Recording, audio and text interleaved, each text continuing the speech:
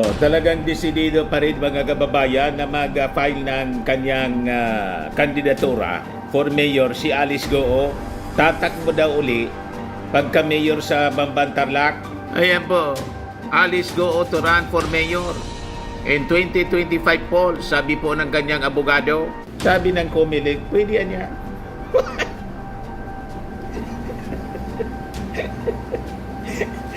Yan, sabi ng Comelec, pwede pa niya. But before ko mga kababayan, ibigay sa inyo yung full story ng balitang yan. By the way pala, no? Nagpapagang mga balita at pagtalakay sa mga isyu ng lipunan. Pulsa, opinyon, banat at paglalantad sa katotohanan. Pulsa, what you see is what you get. You decide. Yung passport niya, no, kinansil na. Passport ni Alice Goo, Goaping. Mama, ibigay ko na rin sa inyo yung detalye. Click subscribe mo na po dito sa ating YouTube channel para lagi po kayong updated sa mga kaganapan dito sa ating bansa. Like and share na rin po ninyo ng ating video. At huwag na rin po ninyo na-skip yung ating mga commercial ads para tuloy-tuloy lang ang pag-unlad ng bagong Pilipinas. Balikan natin mga kababayan si Alice Goo. So yung passport ni Alice Goo po, kinansil na. Ito yung balita ngayon ng Manila Bulletin. DFA cancels passport of Alice Goo. The agency said it terminated the fraudulently acquired Philippine passport of Goo upon its receipt of request galing po sa Department of Justice. Kasi nga po, itong si Alice Goo, piki po. Ang totoong pangalan niya, Goo Waping.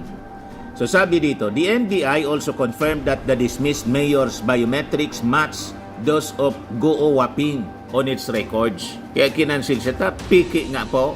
Yung pagkatao niya, piki. So sabi po ng DFA, basean niya sa batas, New Philippine Passport Law, ang isang passport may be denied or cancelled or restrictions may be imposed on a passport based on the following ground. Una, kung yan ay na-acquire fraudulently, na-tampered or tinamper or issued erroneously. Kaya finally, mga kababayan, kinansil na yung kanyang passport. So hindi na siya makapag-travel para tumakas po gamit yung eroplano. Pwede siyang tumakas uli, barko.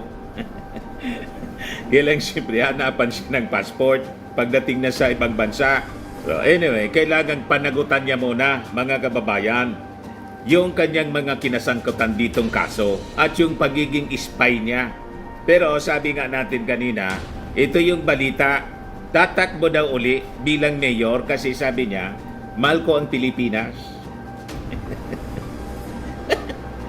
Mahal niya yung Pilipinas siguro, tama, para sa China. Di ba? Kasi nga po, sabi ng isang Chinese spy, ito anyang si Goo Waping ay Chinese spy dito sa Pilipinas. Ito yung sabi ng abogado, tatakbo daw for mayor sa 2025. Tapos yung mga supporters, mga kababayan ng nausog, massive ngayon yung propaganda nila. Sinusupport nila si Alice Goo na kumandidato uli. Senador na niya. Yan ang pinapakalat po ng page ng mga supporters ng nausog, supporters ni Inday, yung mahalin natin ang Pilipinas. Gustong patakboy na senador. Kaya mga kababayan, ingat po kayo sa mga tinutulak, sinusulong ng mahalin natin ang Pilipinas. Ipakita ko sa inyo yung page. Ayan, may picture pa ni Inday, mahalin natin ang Pilipinas. Ang pinapakalat nila yung mga propaganda ni Panelo, ni Marcoleta na tatakbong senador. Ito yung sinasabi nila, mga kababayan, for survey purposes. Kung tatakbo si Alice Goo for senator, ibaboto nyo ba? Imagine mga kababayan ang pinapakalat ng page na to. Supporter ni Inday po. Pro-China talaga sila.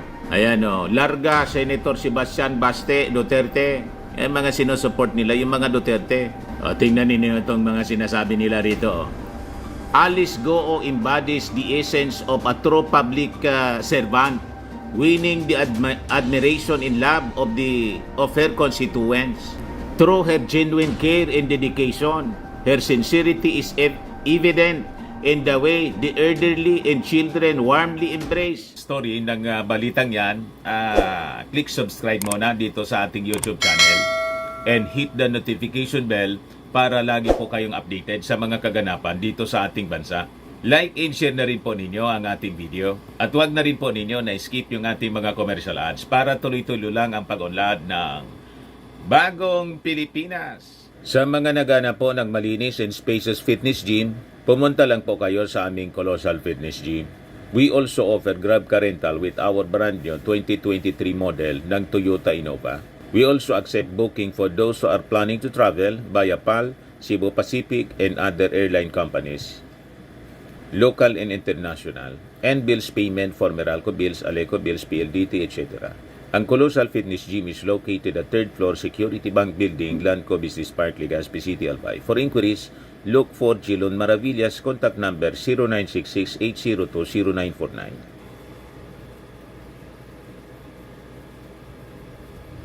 Yan po yung aming Innova. Lagi na pong matao sa amin.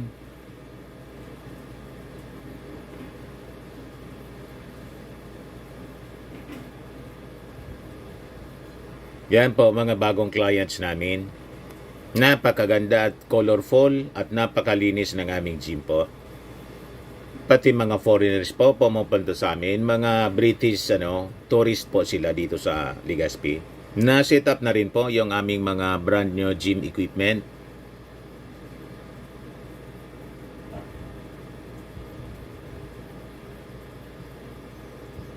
May treadmill na rin po kami. Ito naman po yung bago naming product na binibenta online.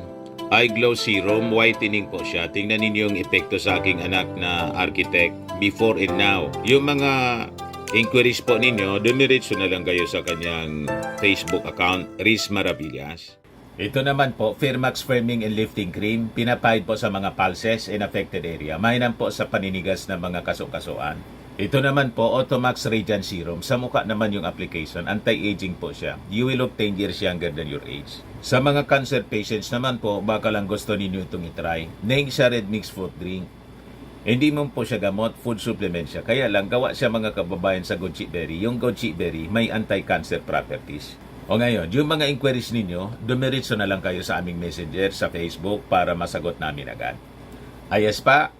Ayos na ayos niya, Mr. Maravillas. Her, whenever she visits their communities, pinapakita nila. Yung drama, mga kababayan ni, yung drama ni,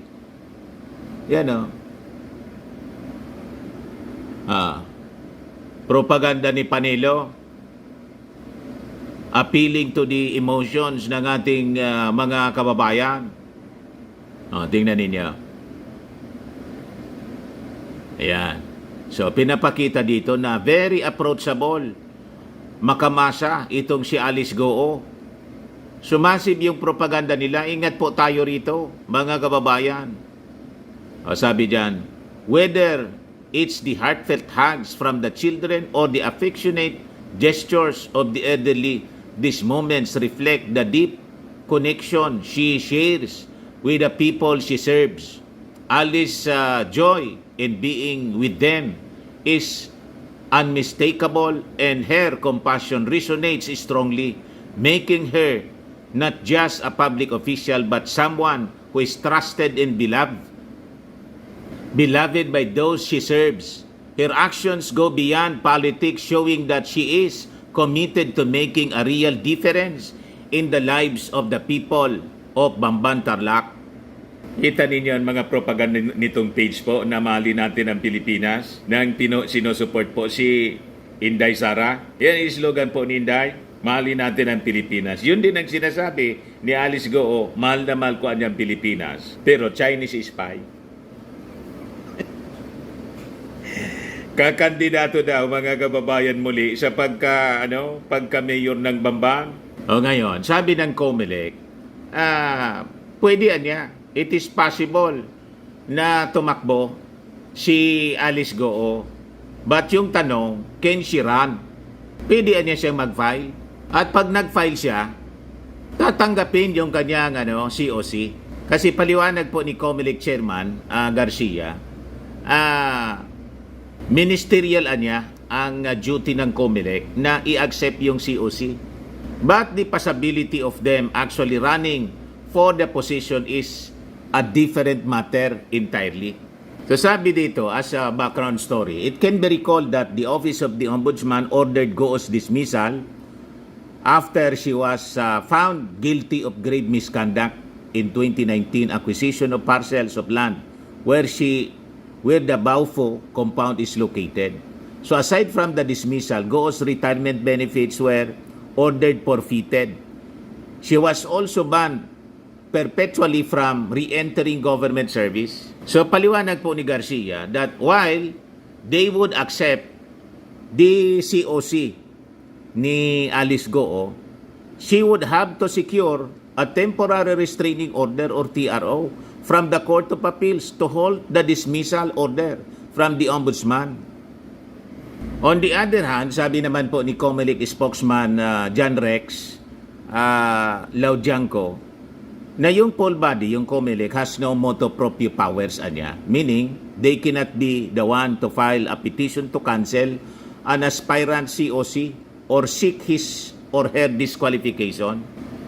Paliwanag niya, ang COMELEC niya has motu proprio powers when it comes to filing a petition to declare a bet a nuisance candidate. Kaya nga, sabi po niya, ang pinapaliwanag na natin sa ating mga kababayan, tingnan nyo na po yung mga COC at yung mga nanliligaw ng boto sa inyo, nanliligaw ng boto ninyo. Aralin ninyo po, hindi lang yung qualification nila. Baka meron kasi diyan, mayroon ng desisyon ang courts and tribunals na disqualified na po sila. So kami po, tinitingnan po namin yung mga desisyon ng Office of the Ombudsman, yung mga pinatawan ng perpetual disqualification, may database niya rin po kasi kaya kami niyan at immediately executory. So ganon mga kababayan ang mangyayari. Di mag-file siya. Siyempre yung abogado niya, ganon yung advice. Mas maraming problema po, mas beneficial sa abogado.